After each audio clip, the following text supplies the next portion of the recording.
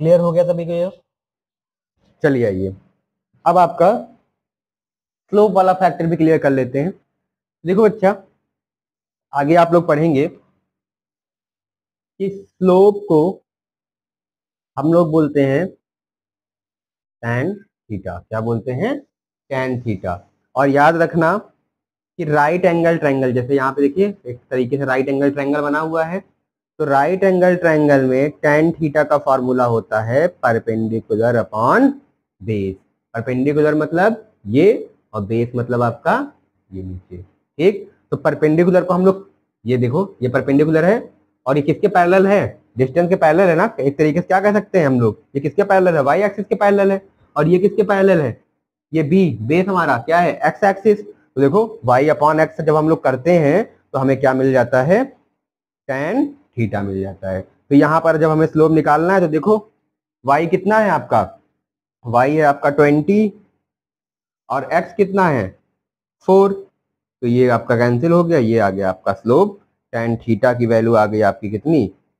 5। तो थीटा की वैल्यू हो गई ये सब tan इनवर्स 5। हाँ, ये इनवर्स फंक्शन है और ये चीज आप लोग धीरे धीरे क्लास 10th 11th में आप लोग आगे पढ़ेंगे। कहने का मतलब है जब tan यहाँ से इधर शिफ्ट होगा तो ये किस में आ जाएगा? इनवर्स के फॉर्म में आ जाएगा। तो ये आ गई आपके पास स्लोप की वैल्यू। तो यहाँ पे थीटा कितना आ गया आपका? tan इनवर्स 5 आ गया। क्लियर है?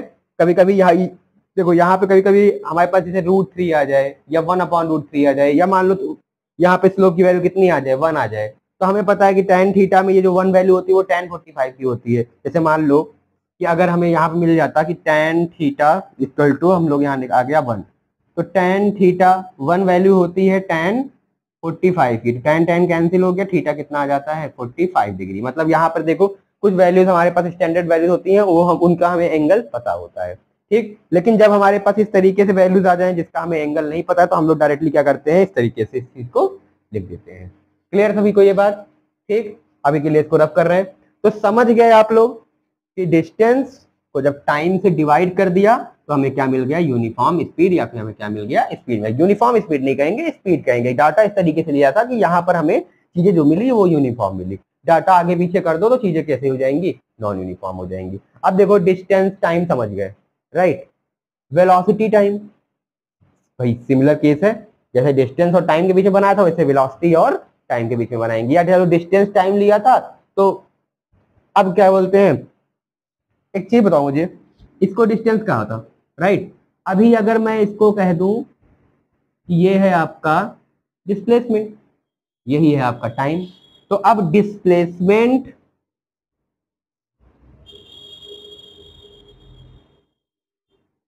और टाइम, डिस्प्लेसमेंट को हम टाइम से डिवाइड करेंगे तो हमें क्या मिलेगा? तब ये देखो किसमें बदल जाएगा?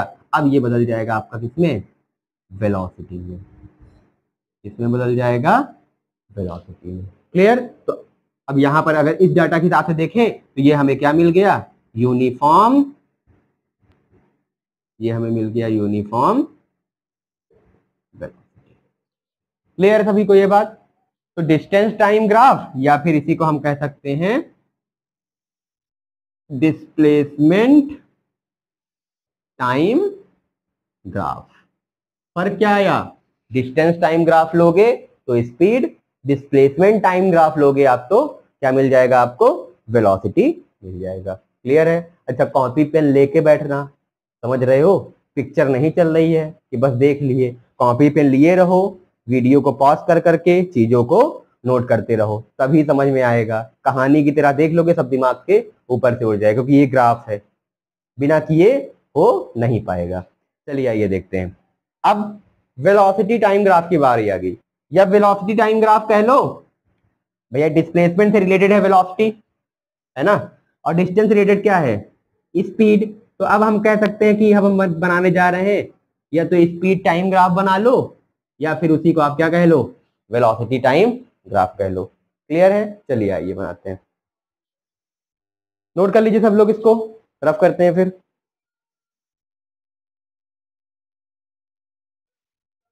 नोट हो गया?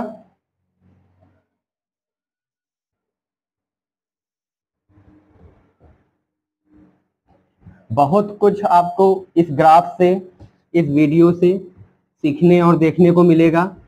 बस काम इतना करना है कि जब आप पूरा वीडियो देख लें, विदाउट स्किप किए पूरा वीडियो देखिएगा, तभी एक एक पॉइंट क्लियर समझ में आएगा। और जब आप लोग पूरा वीडियो देख लें तो इसको रिवाइज जरूर करें एक बार। आपने जो भी नोट्स बनाया है, नोट्स बनाते रहिएगा। मैंने बताया ना, पिक्चर नहीं चल रही है, नोट्स बनाते रहना, फिर अपने नोट्स को रिवाइज करना। क्लियर? उसके बाद फिर बुक में आपके जो भी एग्जाम्पल दिए गए हैं उनको आप लोग एग्जाम्पल सॉल्व करिए, न्यूमेरिकल सॉल्व करिए, और जो भी क्वेरी हो आप मुझे कमेंट सेक्शन में बता सकते हैं। चलिए आइए। हाँ, तो अब हम लोग डिस्कस करने वाले थे, मैंने यहाँ पर रफ कर दिया। अब हम लोग डिस्कस करेंगे, चलो लिख देता हूं, ठीक है। स्पीड, टाइम ग्राफ, या फिर वेलोसिटी टाइम ग्राफ। क्लियर? अब यहां से ये चीज क्यों डिस्कस कर रहे हैं? क्योंकि अब आपको देखिए कौन सी चीज पता लगने वाली है। डिस्टेंस को डिवाइड किया था टाइम से तो क्या मिल गया था? स्पीड। अब स्पीड को मल्टीप्लाई करेंगे टाइम से तो क्या मिल जाएगा? डिस्टेंस। ऐसा क्यों? मान लो कोई ऐसा केस दे दे कि सर जीरो में तो मान लीजिए स्पीड जीरो है, मतलब जब टाइम जीरो था तो ऑब्जेक्ट आपका रुका हुआ था, स्पीड जीरो, मतलब ऑब्वियस बात है ऑब्जेक्ट रुका हुआ है।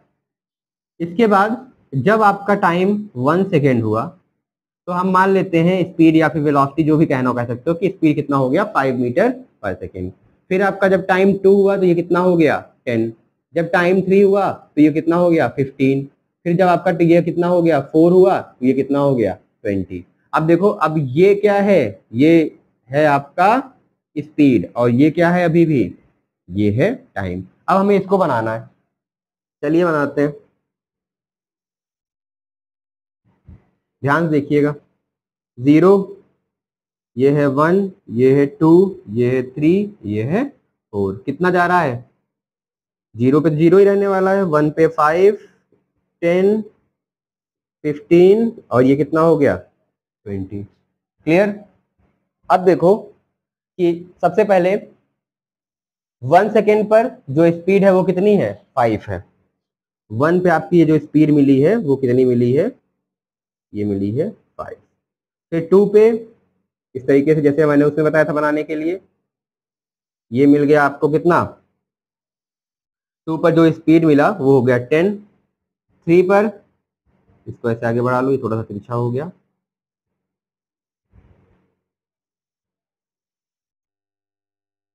ये हो गया, और ये मिल गया आपको किस पर? 4। क्लियर? अब देखो अगेन आपको यहां से अगर इन सारे पॉइंट्स को अगर आप मिला दीजिए तो आपको क्या मिल रहा है? एक सीधी लाइन मिल रही है। क्लियर? अब हमें यहां पर भैया क्या है ना कि डिस्टेंस चाहिए, तो स्पीड और टाइम होना चाहिए। ये क्या है? ये है स्पीड, और ये क्या है? ये है टाइम। और ऑब्वियस सी बात है स्पीड और टाइम को यहाँ पे क्या करेंगे? मल्टीप्लाई। डिवाइड तो कर नहीं सकते, स्पीड अपॉन टाइम कर सकते हैं क्या? स्पीड अपॉन टाइम नहीं कर सकते है ना। स्पीड को मल्टीप्लाई यहाँ पे कर सकते हैं टाइम से। जब स्पीड को मल्टीप्लाई करेंगे टाइम से तो हमें क्या मिलेगा? डिस्टेंस मिलेगा। मतलब कितना डिस्टेंस ट्रेवल किया, जैसे 0 से 4 सेकेंड तक। 0 से चलना स्टार्ट हुआ, मतलब 0 पर तो 0 ही था, फिर 0 से 4 सेकेंड तक। क्लियर? ये जब हम लोगों ने, हमारे पास इतना टाइम जब हो गया तो हमने कितना डिस्टेंस ट्रेवल किया, डिस्टेंस ट्रेवल हमें निकालना है। तो इस केस में हम लोग क्या करते हैं कि ये जो हमारे पास ये जो लाइन आई है, इस लाइन के इस हाईएस्ट पॉइंट से हम लोग ड्रॉ करते हैं परपेंडिकुलर। ये परपेंडिकुलर ड्रॉ कर दिया। अब देखो ये क्या है? राइट एंगल ट्रायंगल बन गया। राइट एंगल ट्रायंगल, इसका हम लोग निकाल देते हैं एरिया। ठीक? डिस्टेंस ट्रेवल के केस में हमें क्या चीज निकालना पड़ेगा? एरिया निकालना पड़ेगा। एरिया क्या होता है? Half base into height. अब देखो बेस क्या है? टाइम है, टाइम है ना बेस, और ये हाइट क्या है? स्पीड है। तो स्पीड और टाइम, ये देखो टाइम, ये हो गया स्पीड, और ये क्या हो गया? टाइम। मल्टीप्लाई कर रहे हैं ना। अब हमें क्या मिल जाएगा? स्पीड और टाइम का मल्टीप्लिकेशन क्या देता है हमें? डिस्टेंस देता है। तो चलो कर लेते हैं। 1/2, बेस कितना है? 4, और आपका ये हाइट कितना है? 20। 20 हाइट हो गया, ये 2 से कट कर दो, 2 टू द 4, ये कितना आ गया हमारे पास 40 मीटर स्क्वायर। क्या आया, ये एरिया आ गया। ये क्लियर है? कोई दिक्कत इसमें किसी को? नोट कर लीजिए।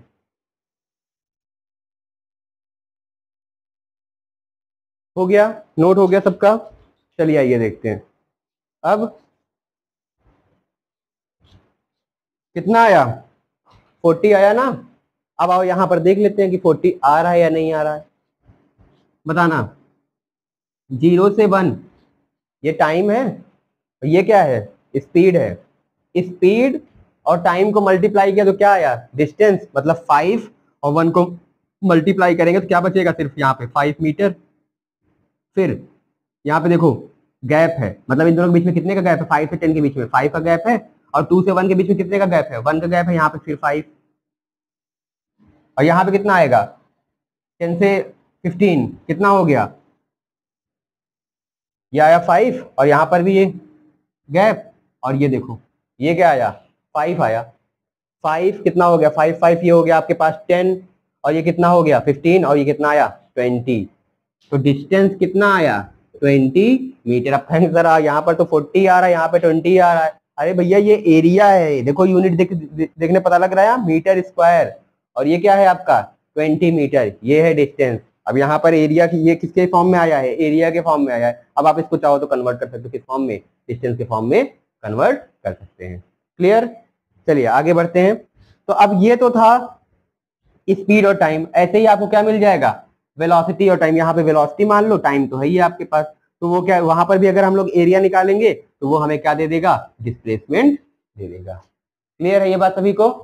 चलिए इसको रफ करते हैं, नोट कर लीजिए आप सभी लोग।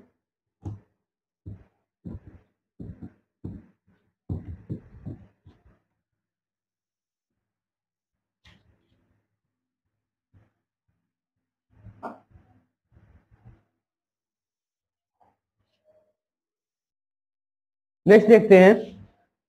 अब देखिए अगला जो ग्राफ है वो है आपका, अगर हम ये कहें कि सर यहां पर वेलोसिटी, अभी तक तो हम लोग वेलोसिटी और टाइम को मल्टीप्लाई करके डिस्प्लेसमेंट पता कर रहे हैं, लेकिन मान लो कि अगर वेलोसिटी को हम टाइम से डिवाइड करें तो बताओ, याद है, याद आ रहा है कुछ? जब हम लोग वेलोसिटी को टाइम से डिवाइड करते हैं तो हमें क्या मिलता है, एक्सीलरेशन। अब कहोगे सर चेंज इन वेलोसिटी था, अरे भैया वेलोसिटी है, कहने का मतलब क्या हुआ, पहले वेलोसिटी 0 बाद में कितनी हो गई v, तो यू कितना हो गया आपका 0। ये देखो अब v माइनस 0 तो क्या बचेगा, v ही बचेगा ना। तो change in velocity per unit time is known as acceleration. तो जब कभी भी याद रखना, अगर वेलोसिटी और टाइम के बीच में ग्राफ बनाएंगे और जहां पर वेलोसिटी हमारा क्या हो रहा होगा, टाइम से डिवाइड हो रहा होगा, तो वहां पर जो भी ग्राफ मिले, मान लो फर्दर कुछ ऐसा ग्राफ मिल जाए, डाटा के हिसाब से कुछ ऐसा ग्राफ मिले, जैसे यहाँ पे हम लोगों ने जो डाटा लिया था उसमें हम लोग ग्राफ बनाए, तो कुछ इस तरीके का ग्राफ हमें मिलता। ये क्या रहता, टाइम रहता, और ये क्या रहता, वेलोसिटी होता, लिया था ना यही, ये हो गया 0, ये हो गया 1, ये हो गया 2, ये हो गया 3, ये हो गया 4, इसको क्या लिया था 5 10 15 और 20। फिर क्या कर रहे थे, इसको आगे बढ़ा रहे थे, इसको ऐसे ऊपर बढ़ा रहे थे। देखिए ये नॉन स्केलिंग इसलिए परफेक्ट नहीं आएगा, जब आप लोग स्केल से कनेक्ट करते तो ये परफेक्ट आता है। ये देखो इस तरीके से इसको आगे बढ़ा लो, यहाँ पर इसको नीचे, ये देखो, और ये किया, और ये क्या मिला आपको, ये मिल गया आपको एक्सीलरेशन। ठीक, डिवाइड कर दो। अब यहाँ पे एक्सीलरेशन कितना, वेलोसिटी कितनी है 5, टाइम कितना है 0 से 1 हो रहा है टाइम, तो चेंज इन वेलोसिटी, भैया वेलोसिटी 0 से 5 हो रही थी तो वेलोसिटी चेंज हुई ना, और टाइम कितना, टाइम भी चेंज हुआ, t2 माइनस t1, जैसा मैंने स्टार्टिंग बताया था। तो यहाँ पे 5/1 कर दीजिए, कितना आ जाएगा 5 मीटर पर सेकेंड स्क्वायर, यहाँ पर 5।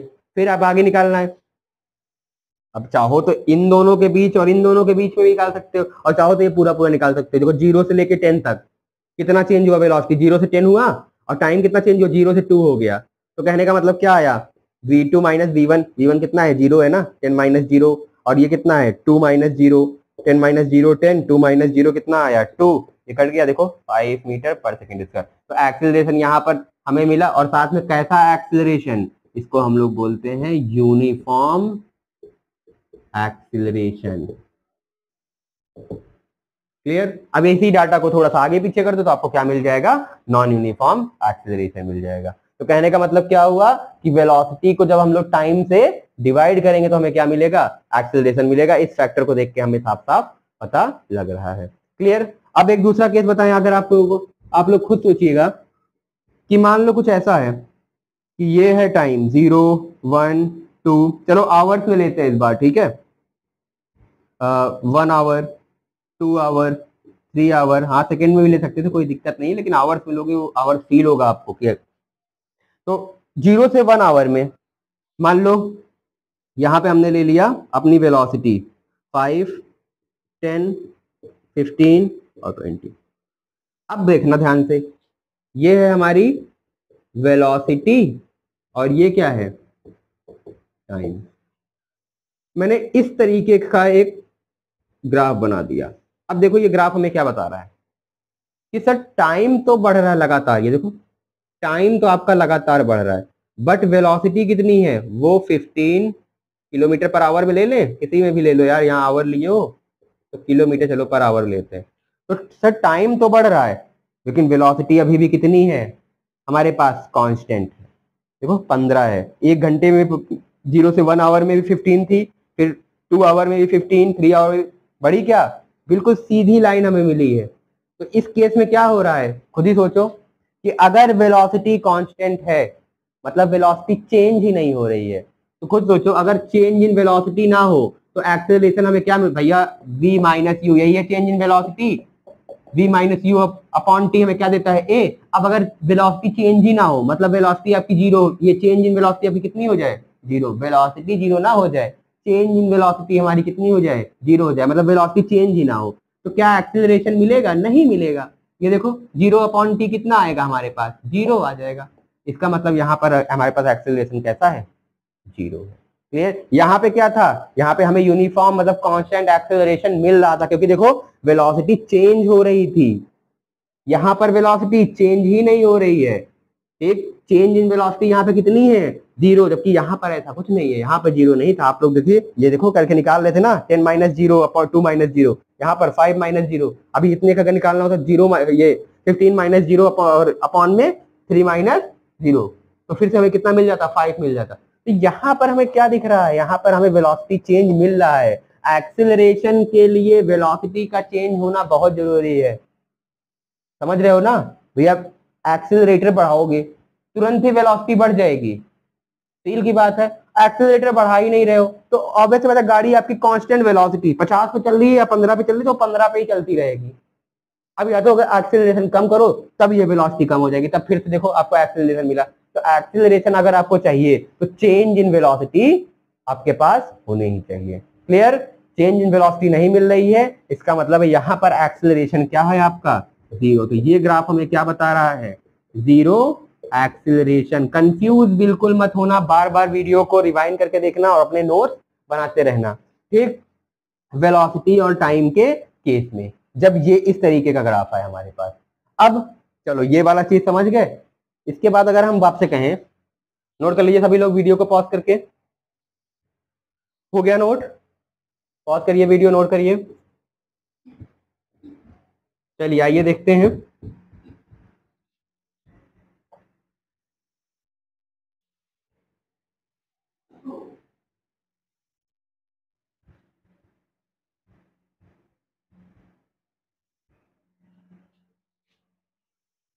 मान लो हमने कुछ ऐसा बनाया, ये है आपका टाइम जैसा कि हम हमेशा से लेते आ रहे हैं, ये है 1, ये हो गया 2, ये हो गया 3 और ये क्या हो गया 4। और इस चीज को हमने ले लिया डिस्टेंस मान लें, चलो इस बार इसको क्या मान लेते हैं, डिस्टेंस मान लेते हैं। अब देखो पता, अब अपने आप से जवाब देना, पहले खुद से सोचना कि क्या हो सकता है। ये हमने हो ले लिया 5, ये हो गया 10, ये हो गया 15 और ये हो गया 20। अब देखो डिस्टेंस आपका 20 है, हमने कुछ इस तरीके का बना दिया ऐसा। अब देखो ये ग्राफ हमें क्या बता रहा है, कि डिस्टेंस आपका कांस्टेंट है लेकिन टाइम लगातार बढ़ रहा है। डिस्टेंस क्या है, कांस्टेंट है, लेकिन टाइम क्या हो रहा है आपका, लगातार बढ़ रहा है। तो डिस्टेंस आपका कांस्टेंट है, मतलब 20 पे आप रुके हुए हो। अब ऑब्वियस बात है, अब आप ना तो आगे जा रहे हो ना तो पीछे जा रहे हो, तो इसका मतलब आप कौन सी पोजीशन पे हो, रेस्ट की पोजीशन पे। यहाँ पर ये क्या बता रहा है आपको, रेस्ट की पोजीशन को बता रहा है। क्लियर। ऐसे ही अगर डिस्प्लेसमेंट अगर आपका इस बिल्कुल सीधे ग्राफ मिल जाए तो वो क्या रहेगा आपका, वो भी किस केस को बताएगा, रेस्ट की पोजीशन को। क्लियर है सभी को। चलिए, तो कांस्टेंट और रेस्ट का समझ में आया। ठीक, ऐसे ही अगर मैं ये बनाऊं, चलो मान लो ये डिस्प्लेसमेंट है, इस बार ले लेते हैं, और इसको क्या ले लें, इसको ले लें टाइम, और आपको कुछ इस तरीके से का ग्राफ मिल जाए ऐसा। तो ये आपको क्या बता रहा है कि देखो टाइम के साथ साथ धीरे धीरे क्या बढ़ रहा है आपका, डिस्प्लेसमेंट बढ़ता चला जा रहा है। क्लियर। तो डिस्प्लेसमेंट बढ़ रहा है, टाइम भी बढ़ रहा है, इसका मतलब क्या हो रहा है, वेलोसिटी भी आपकी क्या हो रही है, इंक्रीज हो रही है। ठीक, आगे देखो, अगर इसी ग्राफ को हम लोग और आगे बढ़ाएं तो कुछ एक टाइम के बाद फिर क्या होगा, एक तरीके से सीधा हो जाएगा। तो टाइम आपका क्या हो जाएगा, कांस्टेंट हो जाएगा, फिर डिस्प्लेसमेंट, लेकिन ये केस आपके पास पॉसिबल नहीं है। तो ये क्या बता रहा है आपके पास कि यहाँ पर जो वेलोसिटी हो रही है, वेलोसिटी है वो आपकी क्या हो रही है, बढ़ रही है। अच्छा, ये चीज हमें क्या बताता था, अभी हमने देखा, जैसे मान लो ये हमने ले लिया डिस्प्लेसमेंट और ये हमने ले लिया टाइम और ये बना लिया इस तरीके से, तो ये हमें क्या बताता था, कांस्टेंट वेलोसिटी बता रहा था ना। लेकिन अगर यही ग्राफ इस तरीके से हो, ये हो जाए हमारे पास डिस्प्लेसमेंट और ये क्या हो जाए, सॉरी, चलो अच्छा एक काम करो कि इसको कर लो वेलोसिटी कर लो। अब देखो क्या है, जब टाइम 0 था तो वेलोसिटी मैक्सिमम थी, जैसे जैसे टाइम बढ़ रहा है वेलोसिटी क्या हो रही है, कम होती जा रही है। जैसे जैसे टाइम बढ़ रहा है, टाइम मान लो ये देखो यहाँ पे पहुंच गया तो वेलोसिटी कितनी हो गई, ये देखो वेलोसिटी घट के आपकी यहाँ पे आ गई, तो यहाँ पे वेलोसिटी घट रही है। तो वेलोसिटी और टाइम के बीच का ग्राफ तो हमें एक्सेलरेशन देगा, लेकिन कैसा एक्सेलरेशन है ये है आपका नेगेटिव एक्सेलरेशन, जिसको हम लोग क्या बोलते हैं, नेगेटिव एक्सेलरेशन, या इसी को हम लोग क्या बोल रहे थे, इसी को हम लोग बोल रहे थे रिटार्डेशन। क्लियर है सभी को, समझ में आया, नोट कर लीजिए। हो गया, नोट हो गया सबका। चलिए, यहां पर जाकर आप लोगों के ग्राफ के सारे पॉइंट्स कवर हो गए हैं। अब हम लोग जो हमारा जो नेक्स्ट टॉपिक रहेगा वो रहेगा equation of motion. Equation of motion में, वैसे इक्वेशन ऑफ मोशन जो टॉपिक है वो हम लोग नेक्स्ट डे कवर करेंगे, नेक्स्ट वीडियो में कवर करेंगे। लेकिन अभी के लिए आपको एक थोड़ा सा इंट्रोडक्शन दे दें कि आप लोगों ने कई सारी क्वांटिटीज पढ़ी, जैसे अगर वेलोसिटी की हम बात कर रहे हैं तो वेलोसिटी में हम लोगों ने कितनी चीज पढ़ी, एक इनिशियल वेलोसिटी पढ़ी, दूसरी क्या पढ़ी, फाइनल वेलोसिटी पढ़ी। इनिशियल और फाइनल को अगर हम लोग चेंज करते हैं तो किसके रेस्पेक्ट में, टाइम के रेस्पेक्ट में, तो हमें क्या मिलता है, एक्सेलरेशन मिलता है। साथ ही साथ अब ये वेलोसिटी का फैक्टर है, तो वेलोसिटी का फैक्टर कहीं ना कहीं किससे रिलेट कर रहा होगा, डिस्प्लेसमेंट, जिसको हम लोग एस से डिनोट करेंगे। क्लियर। तो अब हमें इन्हीं सब के बीच में क्या देखना है, एक रिलेशन देखना, और उस रिलेशन को हम लोग किसकी हेल्प से देखेंगे, अलग अलग तरीके के इक्वेशंस की हेल्प से, और उन्हीं इक्वेशन को हम लोग क्या बोलते हैं, इक्वेशन ऑफ मोशन बोलते हैं।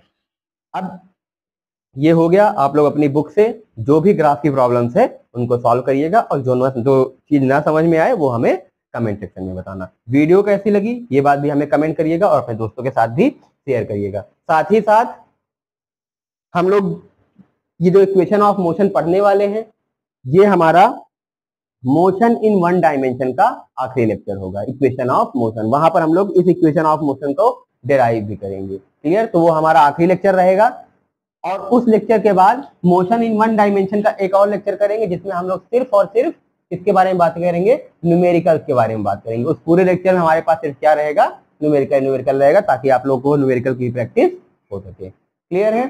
चलिए फिर आज के लिए यहीं तक रखते हैं, मिलते हैं कल, बाय बाय।